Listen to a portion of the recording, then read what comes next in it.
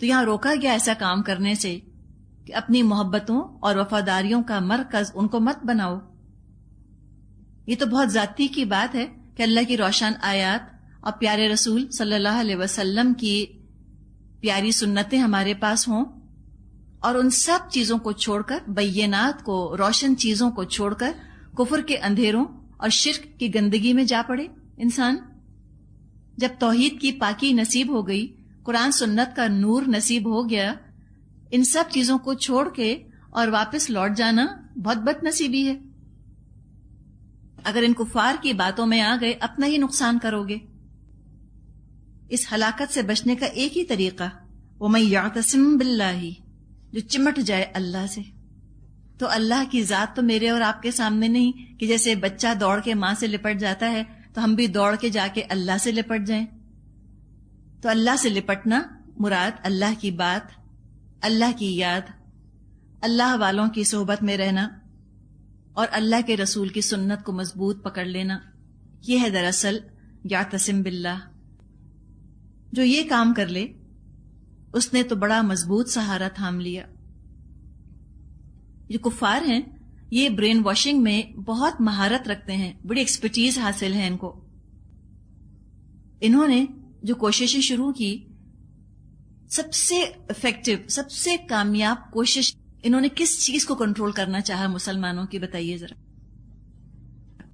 Mind control. جی mind control کی بات ہے ساری کی ساری.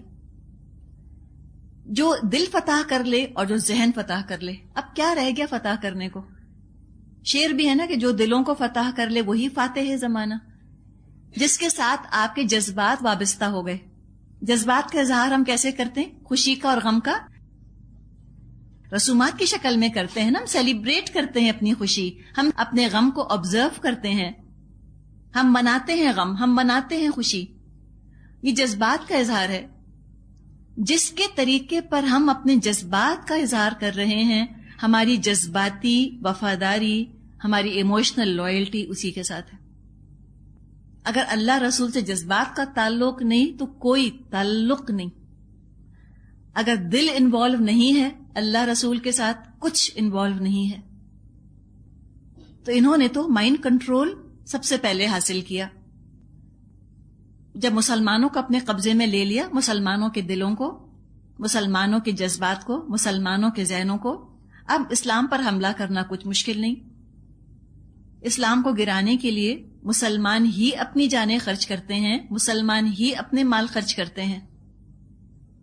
دنیا بھی برباد کر رہے ہیں اور اپنی آخرت بھی برباد کر رہے ہیں. کس امید پر؟ کیا چاہتے ہیں؟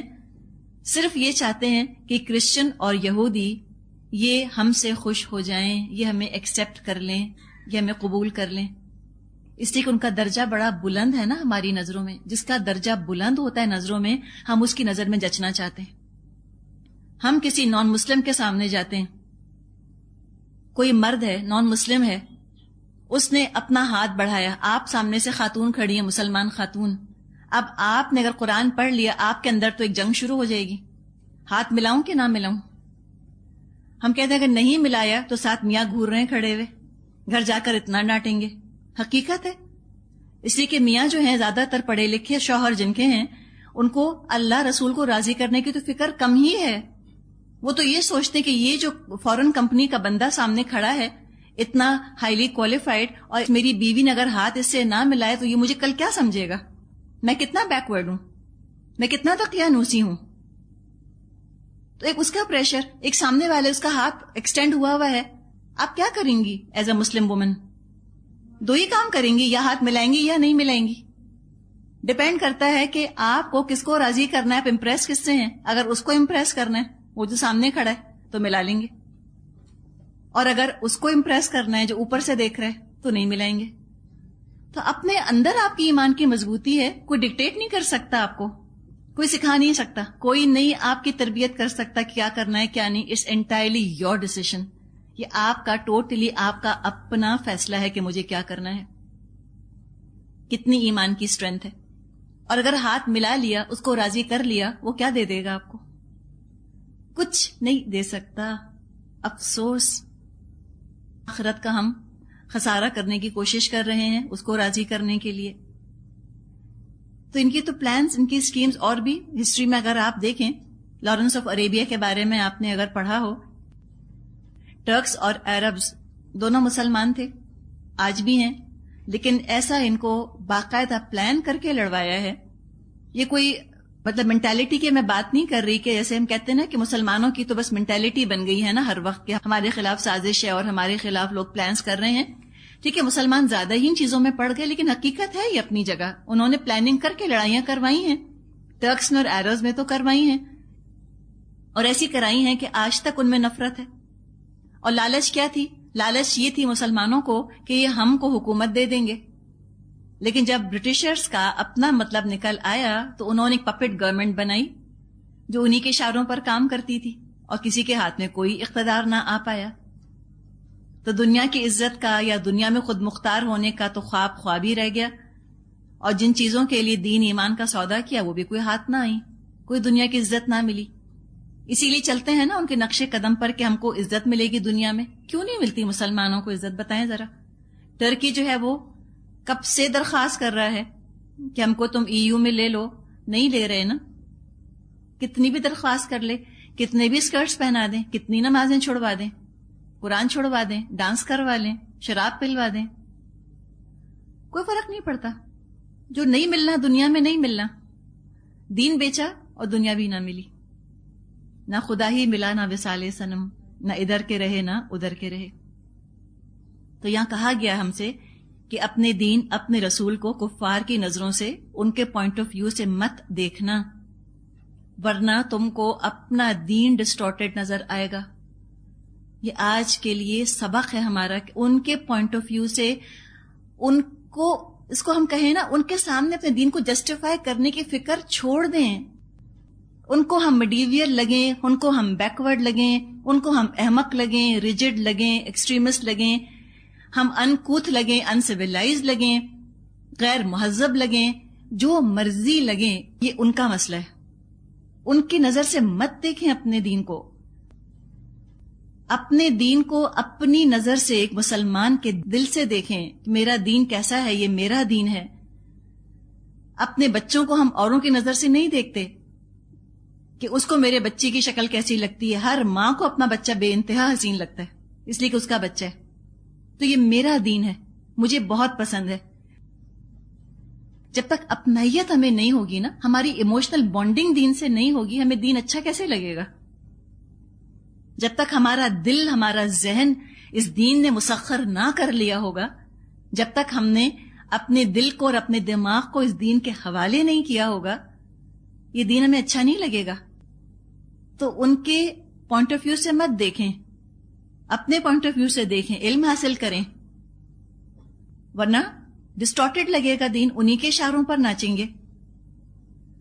فرمایا آگے آیت 102 103، یا ایھا الذین آمنوا، اے لوگو جو ایمان لائے ہو، اتقوا اللہ حق تقاتہ ولا تموتن الا وانتم مسلمون. اے لوگو جو ایمان لائے ہو، اللہ سے ڈرو جیسا کہ اسے ڈرنے کا حق ہے. تم کو موت نہ آئے مگر اس حال میں کہ تم مسلم ہو.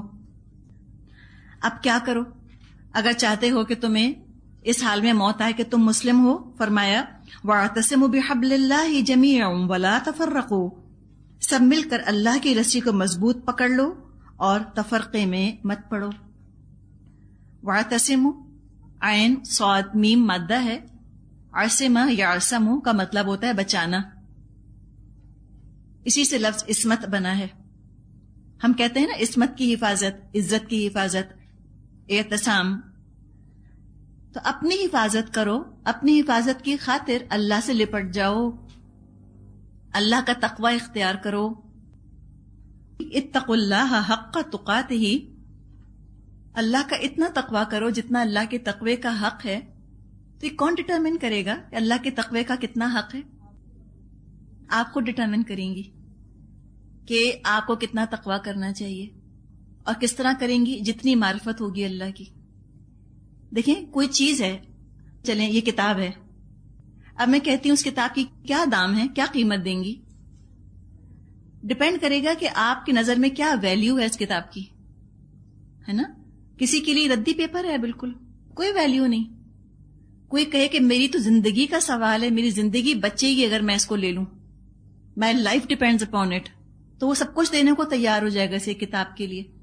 ڈیپینڈ کرتا ہے کہ ہم نے کیا پہچانا اللہ کو، کتنی قدر کی ہے ہم نے اللہ کی، کتنی معرفت ہم نے حاصل کی ہے اللہ کی، ہم کتنا اپنے آپ کو محتاج سمجھتے ہیں اللہ کا، ہم کتنا بے بس سمجھتے ہیں اپنے آپ کو اللہ کا، ہمیں کیا احساس ہے کہ اللہ کتنا انعام دے سکتا ہے، اللہ کتنی سزا دے سکتا ہے، اللہ کی عظمت، اللہ کا جلال کیا ہے، اس کی پکڑ، اس کا کنٹرول، اس کی قدرت، اس کی عظمت، اس کا جلال، اس کا کیا اندازہ ہم نے لگایا. اس کے حساب سے ہر فرد کا تقوی کا لیول الگ ہوگا. بھرپور کوشش کرو کہ تم اللہ کا تقوی حاصل کرو تو اللہ کی معرفت حاصل کرو. پچھلی آیات میں جو ہم نے پڑھی اہل کتاب کی چند اسکیموں کا ذکر کیا گیا تھا کہ وہ کیا کیا اسکیمیں کرتے ہیں. یہاں وارن کر کے اب کام کی بات بیان کی جا رہی ہے کہ کیا کرو، تقوی اختیار کرو، کفار کی چالوں سے بچو. اور کفار کی جو چالیں ہیں ان کے بارے میں بتا تو دیا گیا کہ وہ چالیں چلیں گے، تم کو لوٹانے کی کوشش کریں گے. لیکن یہاں قرآن نے ہم سے یہ نہیں کہا کہ ٹھیک ہے جو ان کی چالیں ہیں، جو ان کی کانسپریسیز ہیں، اب تم گھنٹوں بیٹھ کر ان کی کانسپریسیز کو ڈسکس کرتے رہا کرو یا ان کو برا بھلا کہو. یہ لا حاصل کام ہے، یوز لیس کام ہے. ہم جو بیٹھ کے اتنی لمبی لمبی باتیں کرتے ہیں کہ اب یہ ہونے والا ہے، اور آپ دیکھیں اس قدر ہمیں ان باتوں میں مزہ آتا ہے. ہر ایک جو ہے وہ اپنے عقل کے گھوڑے دوڑائے گا کہ اب دیکھنا اب وہ فلاں ملک پہ حملہ کرنے والے ہیں، اب دیکھنا اب یہ ہونے والا ہے. کانسپریسیز اور سوچنا اور سازشوں کو ڈسکس کیے جانا اور کرنا کچھ نہیں. اسلام ہمیں یہ نہیں سکھاتا، ایسی انرٹ شخصیت نہیں بنانا چاہتا ہماری. یوز لیس کاموں کے اندر مت اپنے آپ کو ضائع کرو، وقت مت ضائع کرو. وقت بڑی قیمتی چیز ہے. آج اپنی انرجیز کا نیگیٹو استعمال کرنے کا کیا فائدہ؟ جب انسان بہت ان کی سازشوں کے بارے میں بات کرتا ہے، ان کے جرائم، ان کی ذاتیوں کے بارے میں جو اہل کتاب کر رہے ہیں مسلمانوں پر، جب ہم بہت ان باتوں کو ڈسکس کرتے ہیں، غم اور غصہ پیدا ہوتا ہے. اور غصہ انسان کو ڈرین کر دیتا ہے، تھکا دیتا ہے. غصے کو ابھی کنٹرول کر کے رکھیں، تھامیں، انٹرنلائز کریں. زبان سے کچھ مت نکالیں، صرف دیکھیں کیا ہو رہا ہے اور اس کراہیت کو اپنے اندر لے کر جائیں تاکہ یہ کراہیت ہمیں پازیٹو عمل کی طرف لے کر جائے. یہ کراہیت اپنے اندر جو ہم جمع کریں، ڈس لائک جو ہم جمع کریں اپنے اندر، یہ ڈس لائک ہم کو ان کے طور طریقوں سے ہٹانا شروع کر دیں. ہم کہیں یہ ایسے لوگ، ہم کیوں ان کے طریقوں پہ چلیں، ہم کیوں ان کو سپورٹ کریں، ہم کیوں ان کے کلچر کو سپورٹ کریں. یہ چیز انسان کے اندر پیدا ہونی چاہیے. اور یہاں آگے اسٹریٹجی بتا دی، منصوبہ دیا کہ تم کیا کرو. تم یہ کرو، تقوی اختیار کرو اور ولا تفرقو، فرقے فرقے مت ہو جاؤ، اختلاف سے بچو. حق تقوی کے بارے میں کچھ اقوال آتے ہیں. حسن بصری رحمۃ اللہ علیہ نے اس تفسیر میں نبی اکرم صلی اللہ علیہ وسلم کا قول بیان کیا ہے عبداللہ بن مسعود سے کہ حق تقوی یہ ہے کہ اللہ کی اطاعت ہر کام میں کی جائے، ہر کام میں اللہ کی اطاعت کی جائے، کوئی کام اطاعت کے خلاف نہ ہو. اللہ کو ہمیشہ یاد رکھیں، کبھی نہ بھولیں، ہمیشہ اس کا شکر ادا کریں اور کبھی ناشکری نہ کریں. مزید کچھ علماء نے فرمایا کہ حق تقوی یہ ہے کہ اللہ کے معاملے میں کسی ملامت اور نقصان کی پرواہ نہ کریں. کسی ملامت کیا کہ کسی کی نظروں سے آپ گر رہے ہیں، وہ آپ کو ڈیگریڈڈ محسوس کروانے کی کوشش کر رہا ہے، مت فکر کریں. سورہ مائدہ میں آتا ہے مسلمانوں کا کہ جو اللہ کے مددگار ہوں گے کیسے ہوں گے، لا یخافون لومۃ لائم، کسی ملامت کرنے والی کے ملامت کی وہ فکر نہیں کرتے. بعض دفعہ کیا ہوتا ہے، ایک سمپل سی نیکی جو ہم کر سکتے ہیں وہ بھی ہم چھوڑ دیتے ہیں صرف اس لیے کوئی اور نہیں کر رہا، چونکہ دوسرے نہیں کر رہے ہم بھی چھوڑ دیتے ہیں. بعض نے کہا ہے تقوی کے بارے میں کہ آدمی حق تقوی ادا نہیں کر سکتا جب تک اپنی زبان کی حفاظت نہ کرے. ہم پر جتنا بڑا حق اللہ کا ہے، جتنے احسانات اللہ کے ہیں، اتنے کسی اور کے نہیں ہیں. تو یہ تقوی، یہ ڈر کہ اللہ کی محبت مجھ سے نہ چھن جائے، اللہ کے احسانات کا سلسلہ کہیں رک نہ جائے، یہ بھی تقوی ہے. اللہ کا حق ادا نہ کیا، اپنا نقصان کیا. اللہ چاہتا ہے کہ ہم اللہ کا حق ادا کریں، تبھی اللہ نے ہمیں شریعت دی ہے۔ دراصل اللہ نے اپنی پسند اور ناپسند کے مطابق زندگی گزارنے کا طریقہ ہمیں بتا دیا۔ جو یہ کام کرے گا اپنا فائدہ کرے گا، دنیا کی آخرت کی رسوائی سے پریشانی سے بچ جائے گا تقوی کی وجہ سے۔ احساس رہے انسان کو کہ اللہ ہر جگہ ہر وقت مجھے دیکھ رہا ہے، انسانوں کے سامنے ہوں یا تنہا ہوں، ہر جگہ اطاعت اللہ کی کرنی ہے، اور اللہ کی بات اگر نہ مانی تو دنیا اور آخرت دونوں میں سخت سزا دینے کی اللہ قدرت رکھتا ہے۔ جس حال میں ہم زندگی بسر کریں گے اسی حال میں موت آئے گی، جو فرمائے کہ وَلَا تَمُوتُنَّ إِلَّا وَأَنْتُمْ مُسْلِمُونَ، مت مرنا مگر اس حال میں کہ مسلمان ہو۔ ہمیں کیا پتا موت کس وقت آ جائے۔ مراد کیا ہے؟ جب زندگی گزار رہے ہو تو وقفے وقفے سے مسلمان مت بننا، اسپوریڈک مسلمز مت بننا، بلکہ مسلسل مسلم بنے رہنا، زندگی بھر مسلمان بنے رہنا، فرما بردار اوبیڈینٹ بنے رہنا۔ موت کا کچھ پتہ نہیں کس وقت آ دبوچے، ہو سکتا ہے ابھی بالکل سامنے کھڑی ہو۔ کوئی موت کا ایک انویزیبل دروازہ ہے، غیر مرئی دروازہ ہے، اچانک ہم داخل ہو جاتے ہیں اس میں، پتہ بھی نہیں ہوتا۔ تو ہر وقت مسلم بنے رہو، ایسا نہ ہو کہ زندگی بھر نیکیاں کی، کسی ایک موقع پہ سلسلہ ٹوٹ گیا، اللہ کی نافرمانی ہو رہی ہو اور اسی وقت موت آ جائے۔ موت کا کیا پتہ ہوتا ہے کہاں آ جائے، ساری عمر کی محنت برباد ہو جائے انسان کی۔ حدیث میں آتا ہے کما تحیون تموتون وکما تموتون تحشرون، جیسے تم جیو گے ویسے ہی مرو گے، اور جیسے مرو گے ویسے ہی اٹھائے جاؤ گے اسی حال میں۔ یہ مضمون بھی حدیثوں میں آتا ہے کہ بعض انسان ایسے ہوتے ہیں کہ ساری عمر عمل صالح کرتے ہوئے گزارتے ہیں، لیکن آخر میں آخری عمر آتے آتے ایسا کام کر جاتے ہیں کہ ان کے سارے عمل برباد ہو جاتے ہیں۔ زندگی میں قدم قدم پر ٹیمپٹیشنز ہیں، آزمائشیں ہیں، مسائل ہیں، ان پر پورا اترنا ہے، اور ان پر پورا اترا جا نہیں سکتا اگر تقوی نہ ہو۔ تقوی کے ساتھ ہی دراصل ان پر پورا اتر سکتے ہیں۔ وَالْآخِرُ دَعْوَانَا أَنِ الْحَمْدُ لِلَّهِ رَبِّ الْعَالَمِينَ۔ سبحانك اللهم وبحمدك نشهد أن لا إله إلا أنت نستغفرك ونتوب إليك۔ السلام علیکم ورحمۃ اللہ وبرکاتہ۔